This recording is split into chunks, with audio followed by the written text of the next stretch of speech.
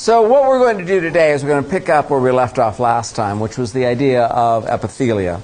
And if you recall from last time, I laid out what epithelia were and their characteristics. I said that epithelia are characterized by being a continuous sheet of cells. Cells standing shoulder to shoulder, front to back. We have a continuous layer of these epithelial cells, and that is one of the hallmarks of all epithelia. That as a sheet of cells, one of the important things they do is they form a kind of interface, a kind of connection point between the outside world and the underlying tissues. And in fact, whenever you hear this term epi, think upon, epithelium. The epithelium are cells sitting upon a basal lamina. But the other important characteristic that makes them an epithelium is that if you were able to stand on each of those cells, you could step one to another as though you were stepping on stepping stones and find your way to the outside world. And you may recall I said something to the effect of if you take your tongue and touch the inside of your cheek, you're touching the surface, the apical surface of an epithelial cell.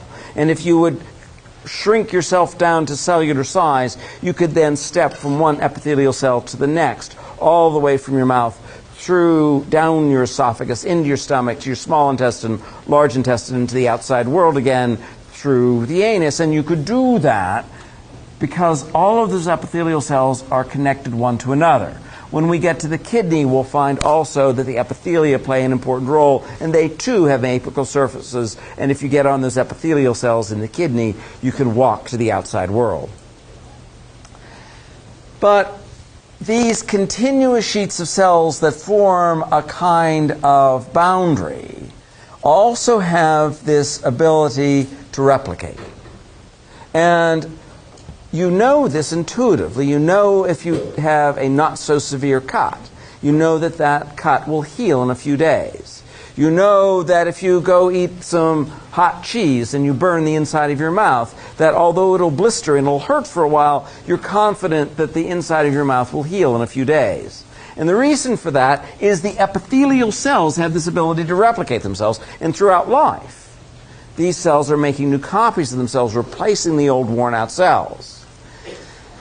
There's a downside to that, and the downside to that is that every time these cells make a new copy of themselves, they have the potential of becoming a cancer cell. And these cancer cells that originate as epithelia are known as carcinomas. And if you ever read a pathologist report and you read the term carcinoma, you can be confident that that cell, even though it's a cancer cell, has characteristics of an epithelial cell and has originated as an epithelial cell that's dividing out of control. One of the hallmarks of all these epithelial cells is they sit on an extracellular basal lamina. The basal lamina is extracellular proteins. And that orientation of the epithelial cells with one side attached to the basal lamina and the other side facing the lumen of the tube gives a kind of orientation to those cells being apical and basilar. So we have an apical surface facing the lumen of the tube and a basilar surface attached to the basal lamina. So what we want to do then, though, is we want to describe one of the hallmarks, one of the fundamental characteristics of all these epithelial cells. They're cell junctions. These cells are not floating around free in space. These cells are attached first to the underlying extracellular matrix of the basal lamina, but they're also attached to all of their neighbors. And we'll see that those attachments are carried out by structures known as anchoring junctions. The anchoring junctions have a small number of characteristics to them. The anchoring junctions, whether they're hemidesmosomes or desmosomes, are characterized by a bunch of proteins, what we call a protein plaque, that are attached to the cytoplasmic side of the phospholipid bilayer. That's true for the hemidesmosome, and it's true for the desmosome. What distinguishes the hemidesmosome from the desmosome is that the hemidesmosome is used exclusively to attach the cell to the underlying set of proteins, the extracellular matrix proteins of the basal lamina. So the hemidesmosomes have a special kind of transmembrane protein. They have a transmembrane protein that attaches to extracellular proteins in the basal lamina. These attachment proteins are called integrins. These integrins are transmembrane proteins with one region in the extracellular space, a region that spans the phospholipid bilayer, and another region which is lashed into the protein plaque. They're called hemidesmosomes because one side is inside the cell, the other side is attached to the extracellular proteins. The desmosomes look very much like a hemidesmosome, but with a couple of caveats. The desmosomes themselves, the desmosomes are symmetrical. There's one in each cell, making them symmetrical. They have a protein plaque.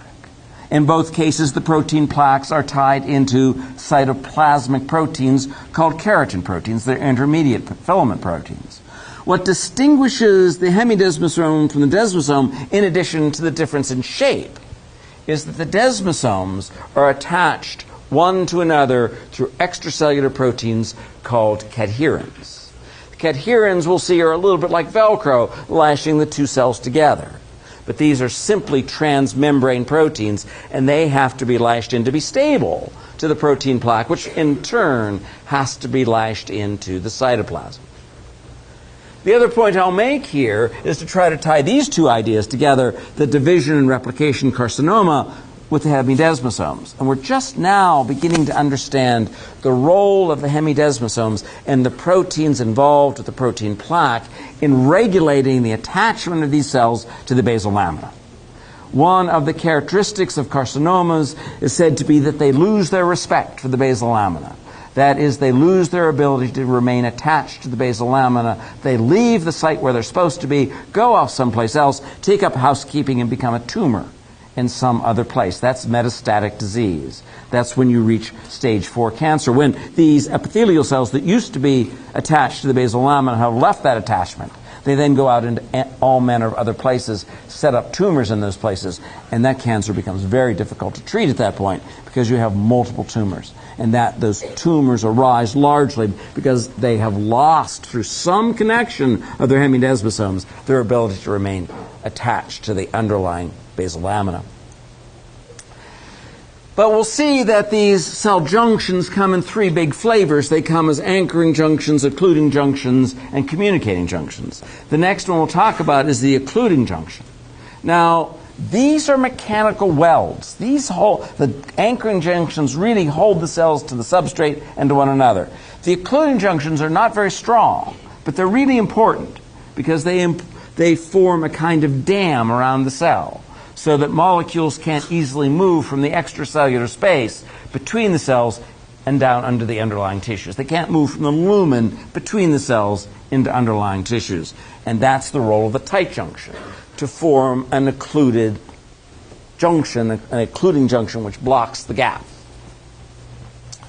But there's this also a communicating junction. One of the hallmarks of all epithelia is the epithelial cells are connected one to another through these so-called gap junctions.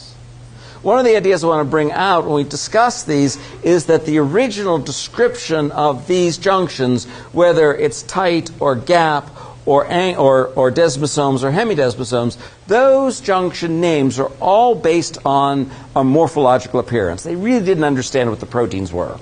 They didn't really understand their function. They just looked at them and described them. Now we know what they do. We know how they're put together. We know the proteins. And one of the ones that's been studied a whole lot is this protein known as the gap junction. The gap junctions are composed of connexins, which link the cells together. There will be these connexins composed of transmembrane proteins called connexins. There will be 6 connexins to each connexon. The connexons will now form tunnels, hydrophilic pathways or tunnels between adjacent cells. And we'll see how they're organized. And then, if there's time, we'll go on and talk about glandular epithelium, composed of a surface epithelium, a duct epithelium, and a secretory epithelium. Now, one of the ideas I want to point out to you here is that when you think about an exocrine gland, don't confuse these with the structures we'll talk about later, called the endocrine glands. The hallmark of the endocrine gland is that their secretions are deposited directly into the blood. The hallmark of the exocrine glands is they have ducts that go to the outside world.